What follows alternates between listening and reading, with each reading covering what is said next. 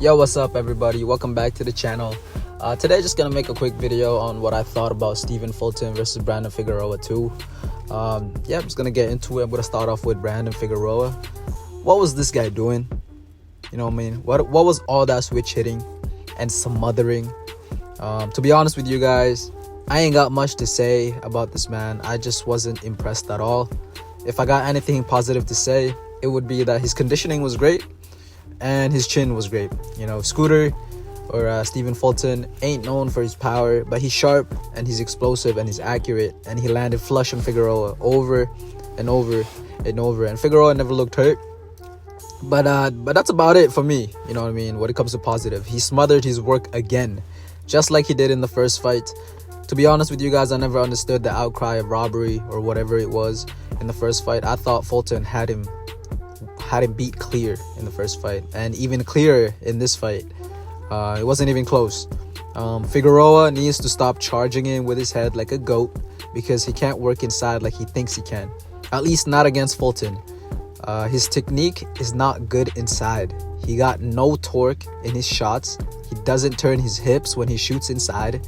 His power just doesn't look menacing inside, you know what I mean? But at least he didn't make a scene after the fight like he did in the first fight. Now I'm going to move on to Stephen Fulton. And man, this was an amazing performance from him. He was very sharp, very sharp. He was very accurate, and the timing was just on point.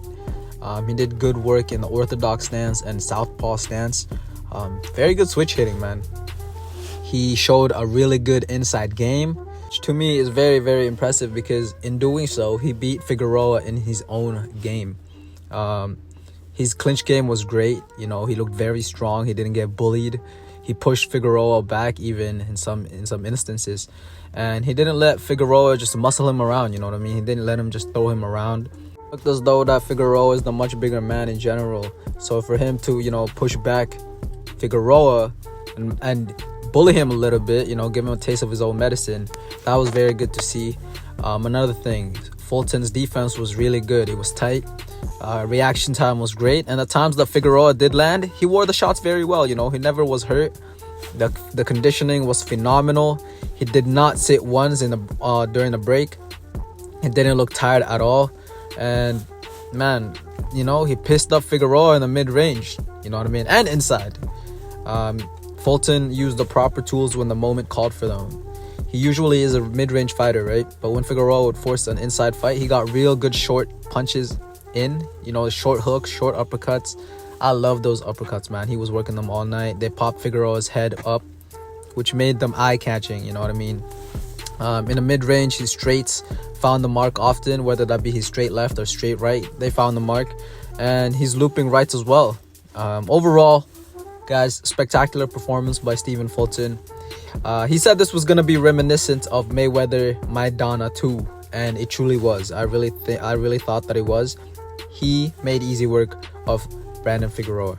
So I'm very happy for him. Y'all know from the interviews that he's just not the same after the Inoue fight. I feel like that fight really took a lot from him.